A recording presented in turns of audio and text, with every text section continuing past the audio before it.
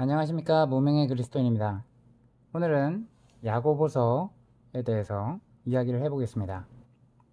자, 야고보서에서 몇 가지를 살펴볼 텐데요. 하나하나를 다 처음부터 끝까지 할 수는 없고 첫 부분만 먼저 소개를 해보겠습니다. 우리가 그 야고보서라고 하면 루터는 행함이 너무 강조됐다고 생각했기 때문에 이제 쓰레기 복음이다 라고 얘기를 했었던 오해가 있었죠. 자, 그런데 우리가 야고보서를 통해서 정말 우리가 살펴봐야 할 것은 스데반의 순교 이후에 그리스도교에 대한 유대교의 대대적인 박해가 있었고, 그로 인해서 예루살렘 초대교회 성도들이 로마 제국 각지로 흩어져야만 했죠. 그래서 그 이후에 흩어져 간 그곳에서 이제 로마 제국, 그리고 유대인들, 그리고 이방인들의 박해까지 이제 이어졌었던 것을 우리가 살펴볼 수 있습니다. 자, 이런 박해 가운데 믿음이 연약한 성도들 가운데는 신앙을 포기하는 그러한 사람도 당연히 나타나겠죠. 그렇듯 우리가 살아가는 인생의 여정 속에서도 우리는 여러 가지 시험을 만납니다. 자, 그러면 이러한 시련의 상황에서 성도가 과연 취해야 되는 그러한 태도는 무엇일까에 대해서 이제 야고보서를 통해서 이제 살펴보겠습니다. 자, 야고보서는 이제 일상에서 행함이 빠져버린 관념적인 믿음에만 머물러 있는 실체가 없는 그러한 믿음을 지적하는 것이 있어요. 그래서 야고보서가 말하는 행위는 구원을 우리가 얻을 때 행위가 나타나야 된다라는 그런 행위 구원의 말이 아니라 예수 그리스도를 믿는 믿음의 사람들에게서는 자연스럽게 내 안에 성령이 오셨기 때문에 내 안에 내가 죽고 성령이 주인 되어서 살아간다 그러면 우리가 예수님을 닮은 모습, 그리고 성화의 과정으로서 자연스럽게 외적 표출이 나타난다는 걸로 이해하고 있습니다.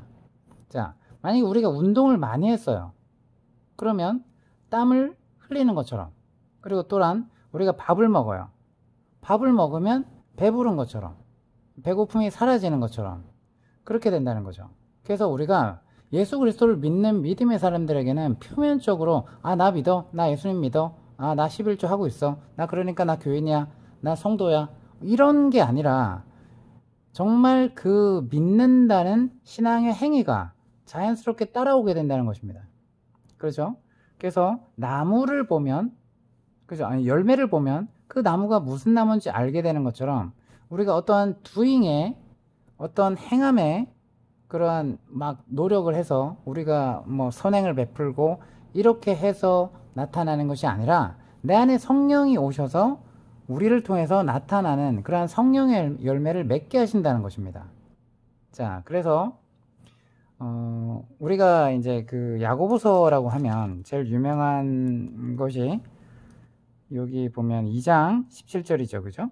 이와 같이 행함이 없는 믿음은 그 자체가 죽은 것이라. 그래서 이제 행함이 나와요. 근데 이 행함의 요 단어는 이제 번역되고 있는 단어는 이제 에르곤이라는 단어인데, 사도 바울이 이 데살로니가전서 1장 3절에서 믿음의 역사라는 표현을 할 때 사용한 단어입니다. 그래서 이 믿음을 가지고 있는 사람은 이 믿음으로부터 에르곤을 행사한다는 것이죠. 자, 그래서 믿음의 역사가 나타난다는 것입니다. 자, 여기서 이제 처음 살펴보면 저자 이제 야고보는 하나님과 주 예수 그리스도의 종이라고 자신의 신분을 나타내고 있습니다.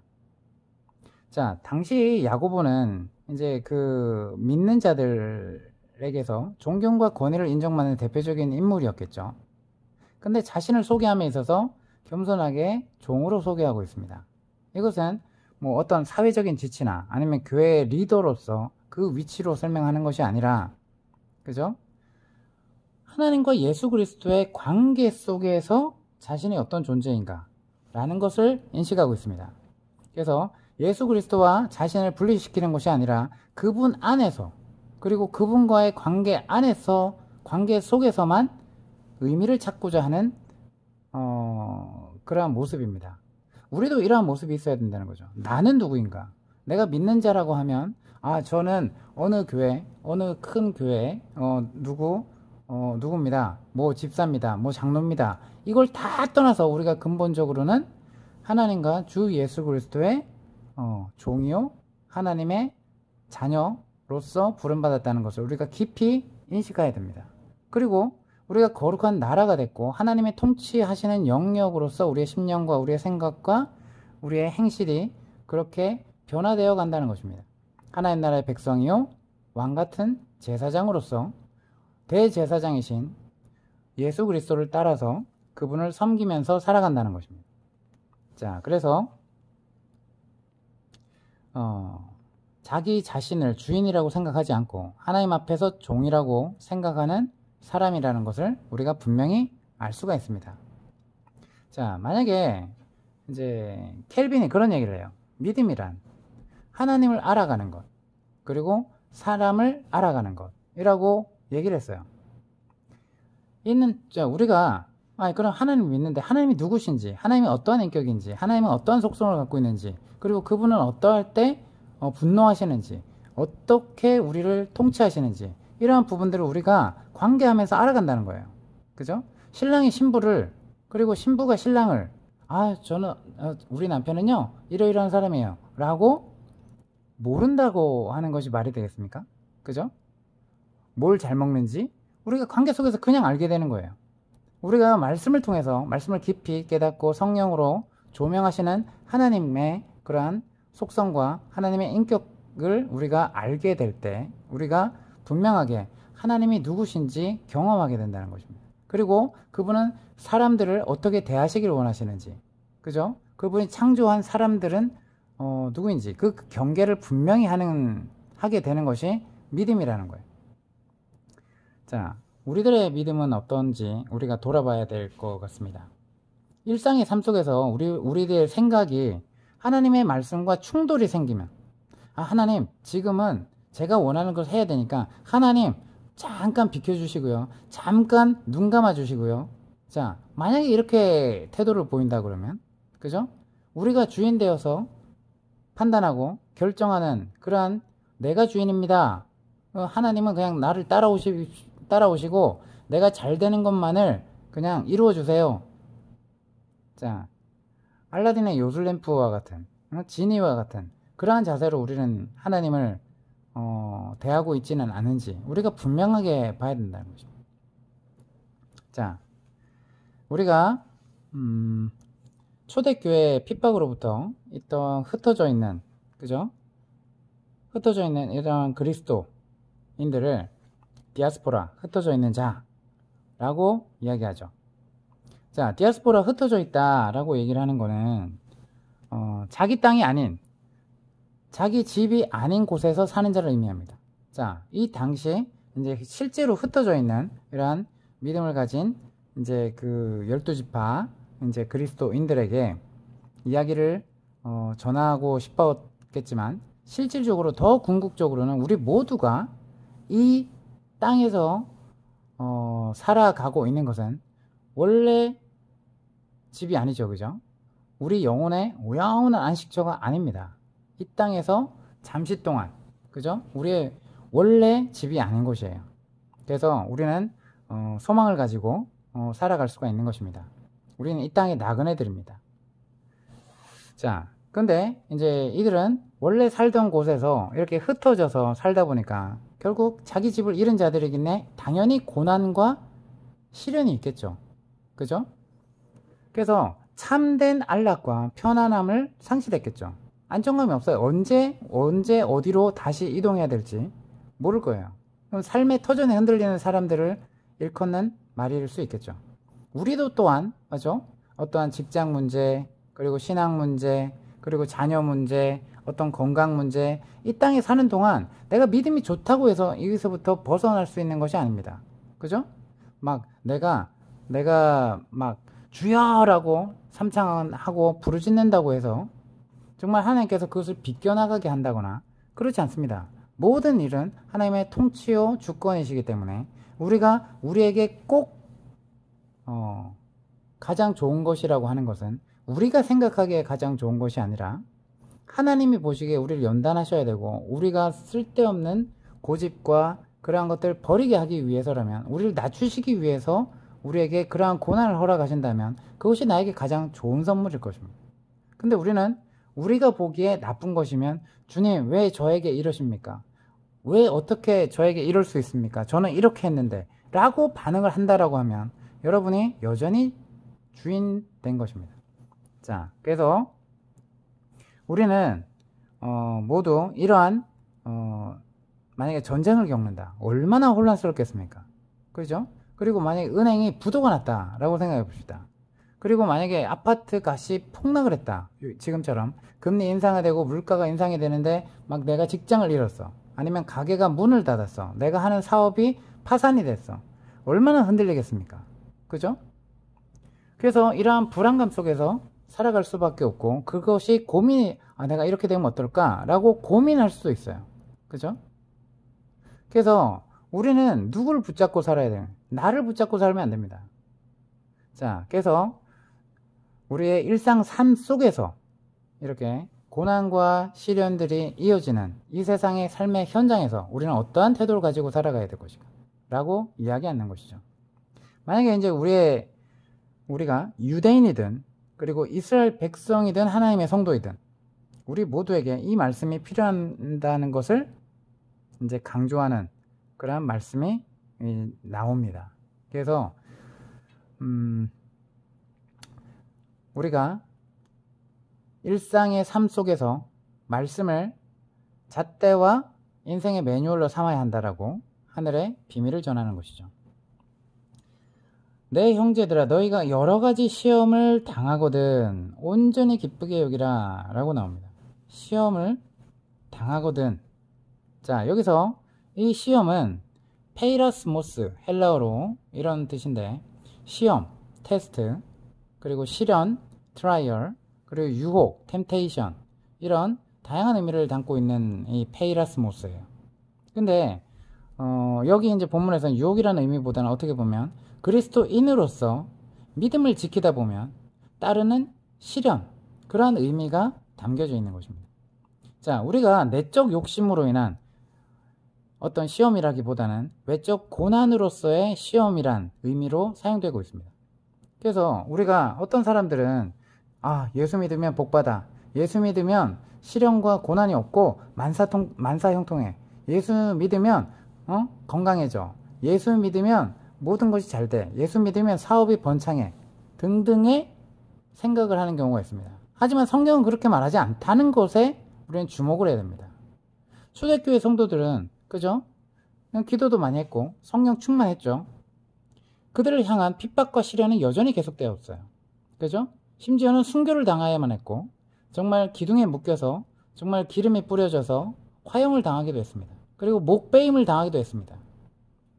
감옥에 갇히기도 했습니다.